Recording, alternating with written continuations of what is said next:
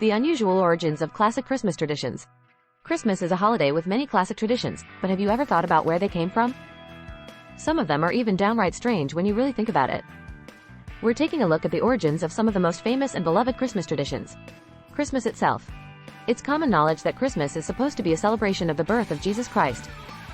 However, the actual date of his birth is a little difficult to pin down. Many historians believe the Christmas date was chosen in an effort to coincide with pagan traditions like the winter solstice or Yule. Christmas colors.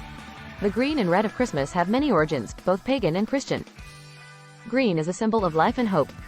Red represents Jesus, as well as the bishop's robes of St. Nicholas, who would eventually become Santa Claus. Santa Claus. Father Christmas, Kris Kringle, and Jolly Old Street Nick are all names for Santa Claus. This figure is thought to have originated from St. Nicholas. All legends seem to point at him being a 4th century bishop with more money than he knew what to do with. Santa's reindeer. Originally, St. Nick had a single white animal that differed between legends. In 1921, the Christmas poem, A New Year's Present, to the Little Ones from 5 to 12, was published, complete with Santa's flying reindeer. In 1923, the famous, 'Twas the Night Before Christmas, followed suit, and the rest is history. Christmas trees. Everyone from the Egyptians to the Celts used evergreen boughs to decorate for the winter solstice because they symbolize the triumph of life over death and the return of spring. Christmas trees as we know them, however, first began in Germany during the 16th century as Yule trees. Tree toppers. The stars and angels that adorn modern Christmas trees seem to be a largely Christian tradition.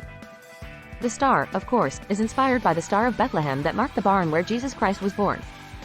The angel is reminiscent of the angels who were God's messengers to the shepherds. Advent calendars. These calendars are used to count down the 25 days until Christmas by lifting a flap to reveal a holiday scene or candy. This tradition began in 19th century Germany. Chalk marks were made on doors to symbolize the 25 days that were originally used to prepare for a Christmas baptism. Stockings.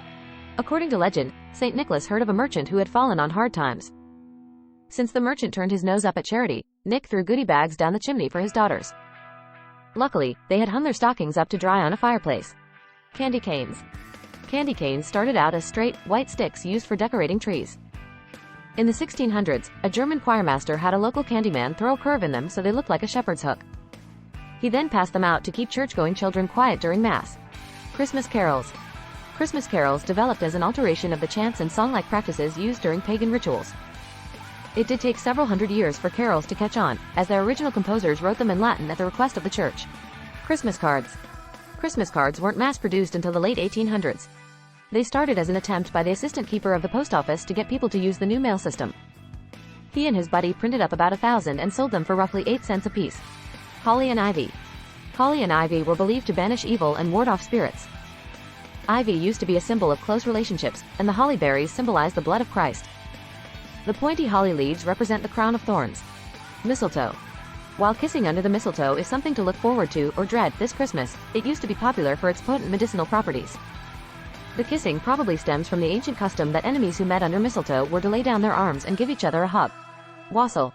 Wassail is a cidery, punch-like drink whose name is derived from a mangling of the Anglo-Saxon term for good health. It was used during orchard wassailing, a pagan ritual.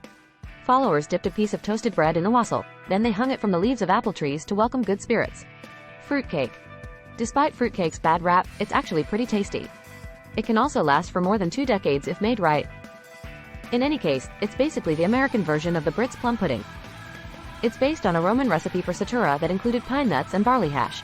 Tacky Christmas sweaters. Tacky sweaters have become a Christmas staple over the last few years, and while tacky clothes have been with us since time immemorial, this tradition has only been around since 2001 in Vancouver. That's the first recorded instance of a tacky sweater party. Milk and cookies. Milk and cookies might be a Santa thing these days, but some people think this tradition of leaving a snack for jolly old St. Nick actually began with the Norse god Odin. In Norse mythology, Odin had an 8-legged horse, and when children left food for his friend, Odin would reward them with gifts. Yule log. The Yule log tradition actually began in the Celtic world. During the holiday of Yule, Celts would burn logs adorned with holly and ivy as a way to say goodbye to the previous year and hello to the next. Eggnog. The drink got its start in the Middle Ages with a drink called posset, which was made with eggs, milk, and figs. Eggnog became associated with Christmas, specifically when English colonists brought the drink over to America. Elf on a shelf. If you came of age before the year 2000, there's a good chance you never got to experience the creepy thrill of Elf on a Shelf. While this tradition has become wildly popular, it only got its start in 2005 in a book of the same name. Nativity plays. These days, when we think of nativity plays, we picture adorable kids in cardboard angel wings and fake beards for the shepherds. But according to tradition, it was St. Francis himself who performed the first play in 1223, complete with live animals. Poinsettias. According to tradition, poinsettias became associated with Christmas thanks to a young Mexican girl. When she was unable to afford a gift for the local Christmas Eve service, she collected a small bouquet of weeds to offer. As she laid the weeds at the foot of the nativity scene, they miraculously bloomed into poinsettias. Christmas pudding, plum pudding, figgy pudding, these all refer to the same bread-based dessert associated with the holidays. They got their start in the 14th century as a meal used during the period of fasting leading up to Christmas. Mince pies. For folks in the United States, mince pies are not really a major Christmas tradition, but it's a very different story in the UK. This dessert, which is typically filled with dried fruit, was once only a Christmas party treat, trotted out by wealthy hosts to signal their high status in society. The 12 Days of Christmas.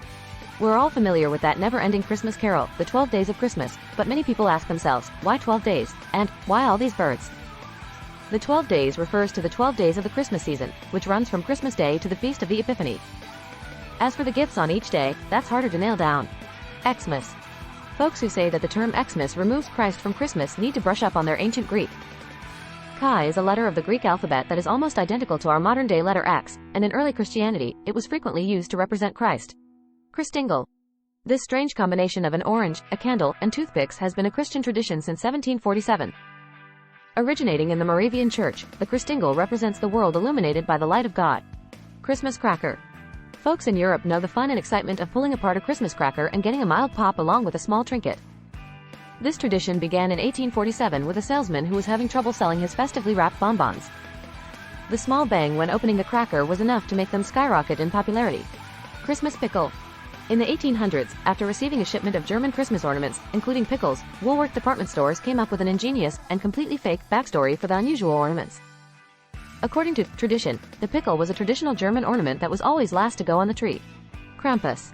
The nightmare-inducing Krampus has really gotten popular in the last few years, but this terrifying Christmas tradition has much older origins. According to the folklore of Central Europe, Krampus travels with St. Nicholas, but unlike the jolly old man who gives presents to good children, Krampus punishes naughty children, including eating them. Find more at alot.com.